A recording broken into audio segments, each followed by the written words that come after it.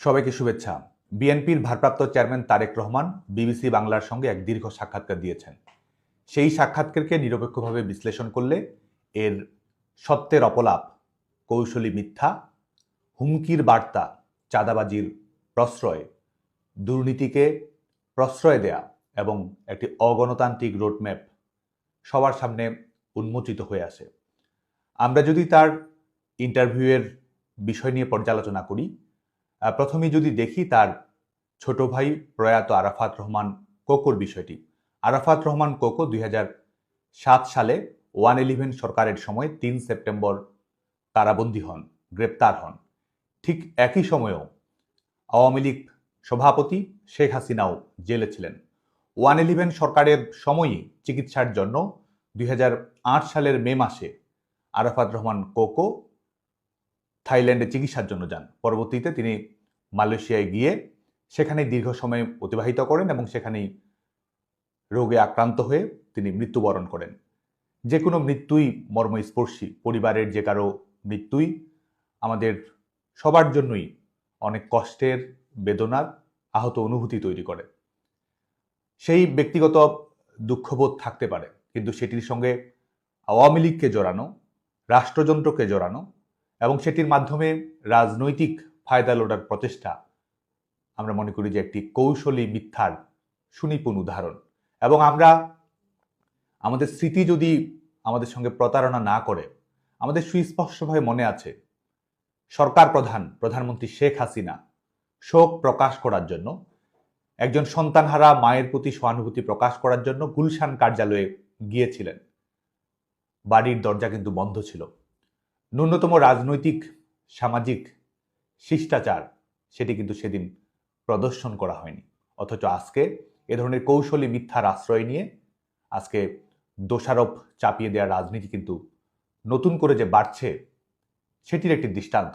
এবং এভাবে যখন একটি দুঃখজনক মৃত্যুর ঘটনাকে দোষারোপের বিষয়বস্তু হিসেবে পরিণত করার চেষ্টা করা হয়, এটি থেকে বোঝা যায় এই যে জুলাই আগস্টে গণহারে হত্যা মামলার আসামি করা হয়েছে আওয়ামী লীগের নেতাকর্মীদের, সরকারের সঙ্গে সংশ্লিষ্ট ব্যক্তিদেরকেই, এই জবাবদিহিতা, এই বক্তব্য থেকেই আসলে এই যে বৈশিষ্ট্যটি জুলাই আগস্টের ঘটনাকে কেন্দ্র করে পরিলক্ষিত হয়েছে আমাদের কাছে সেটি প্রতিভাত হচ্ছে।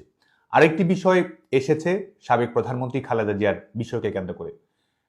সাবেক প্রধানমন্ত্রী বেগম খালেদা জিয়া দুর্নীতির মামলায় কারাদণ্ডপ্রাপ্ত হয়েছিলেন। প্রধানমন্ত্রী শেখ হাসিনা সরকারের নির্বাহী আদেশে 2020 সালের 25শে মার্চ সরকারের নির্বাহী আদেশ প্রয়োগের মাধ্যমে কিন্তু তাকে মুক্তি দেয়, তার বাড়িতে থাকার ব্যবস্থা করে এবং সার্বিক সুচিকিৎসার ব্যবস্থা গ্রহণ করা হয়। সরকারের জায়গা থেকে যে ধরনের রাজনৈতিক দৃষ্টিভঙ্গি, নমনীয়তা, মানবিক দৃষ্টিভঙ্গি রাখা সম্ভব ছিল, আওয়ামী লীগ সরকার কিন্তু তার সবটুকুই প্রদর্শন করে।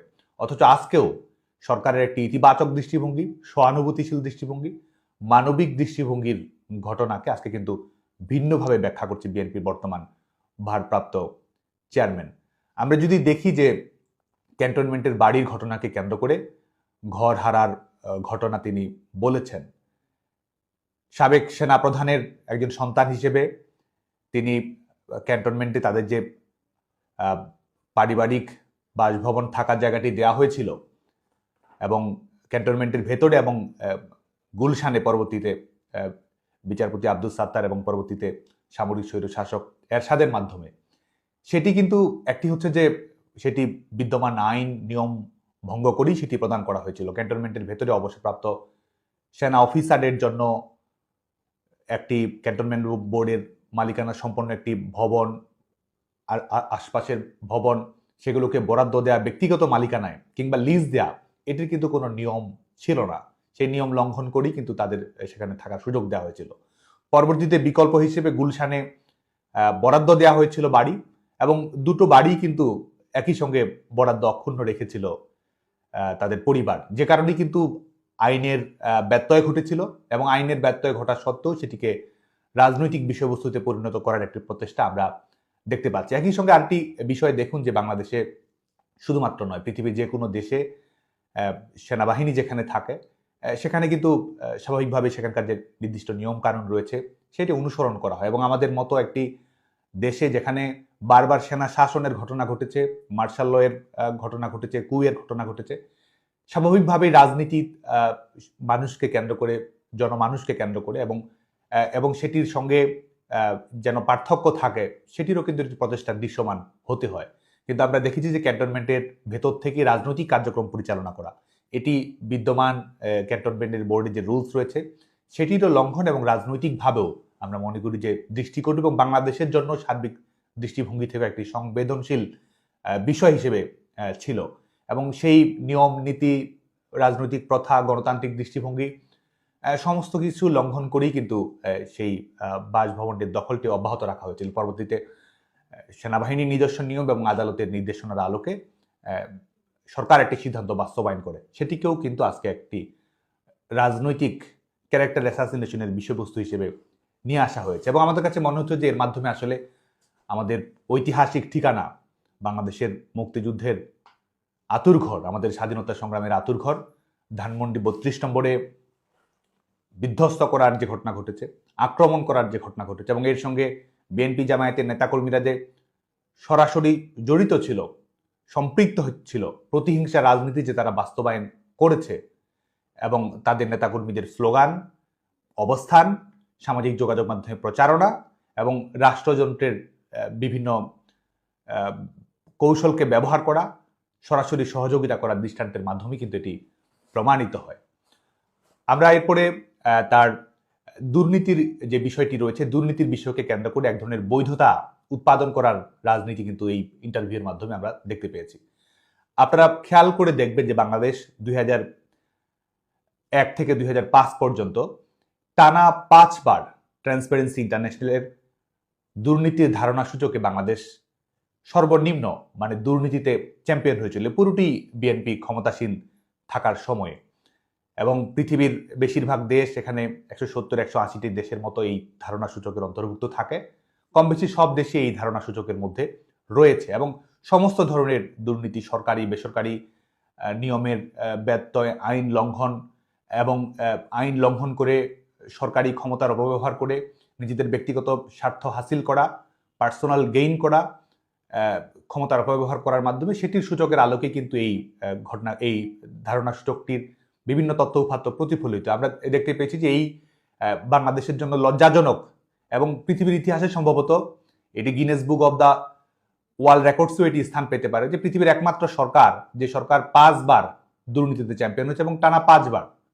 এবং এই একটি আন্তর্জাতিকভাবে প্রতিষ্ঠিত একটি সংস্থার মাধ্যমে এটি এসেছে, এবং সেটিকেও এক ধরনের বৈধতা দেয়া, সেটিকেও বরং টিআই এর যে দুর্নীতির ধারণা সূচক সেটিকে নমনীয় করে দেখানোর প্রচেষ্টা, দুর্নীতি কমে এসেছে এই ধরনের দেখানোর একটি প্রচেষ্টা কিন্তু আমরা দেখেছি। এটি আসলে বাংলাদেশের আইনের শাসন, বাংলাদেশের জনগণের যে শুভবোধ রয়েছে, বাংলাদেশের জনগণের যে ক্ষমতায়নের আকাঙ্ক্ষা রয়েছে এবং রাষ্ট্রের কাছে যে ন্যায্য হিস্সা রয়েছে, সেটির সঙ্গে আমাদের কাছে মনে হয়েছে যে একরকম তামাশার ঘটনা ঘটেছে এই দুর্নীতির ধারণা সূচকের রিপোর্টটিকে যখন এক ধরনের বৈধতা দেওয়ার চেষ্টা করা হয় সেটির মাধ্যমে। এবং এখান থেকে যদি আমরা দেখি যে এই শুধুমাত্র 2001 থেকে 2005 সেটি নয়, আমরা যদি এই জুলাই আগস্ট পরবর্তী বাংলাদেশের চাঁদাবাজির ঘটনা, বাংলাদেশের লুটতরাজের ঘটনা, বাংলাদেশের রাষ্ট্রীয় সম্পদ লোপাটের ঘটনা, শেয়ার বাজার কেলেঙ্কারির ঘটনা, বাড়িঘর ব্যবসা বাণিজ্য দখলের ঘটনা যদি আমরা দেখি, সেখান থেকেও দেখি যে এটিকেও এক ধরনের বৈধতা দেওয়ার চেষ্টা করা হয়েছে। চাঁদাবাজির ঘটনাকে হক আদায় হিসেবে প্রশ্রয় দেওয়া হয়েছে।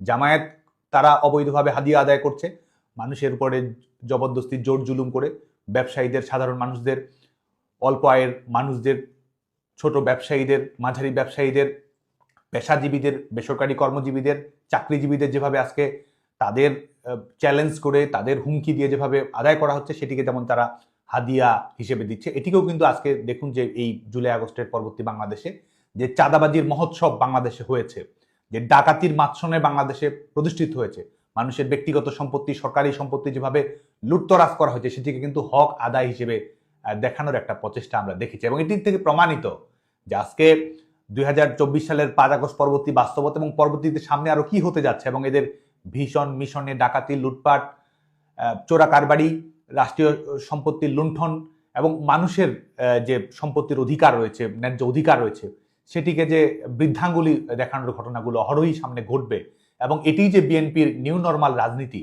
এটি আসলে আমাদের এটি বোঝার জন্য আসলে রকেট সায়েন্টিস্ট হওয়ার প্রয়োজন নেই। এটি আমাদের সামনে দিবালোকের মতো আসলে এক ধরনের উন্মোচিত হয়েছে।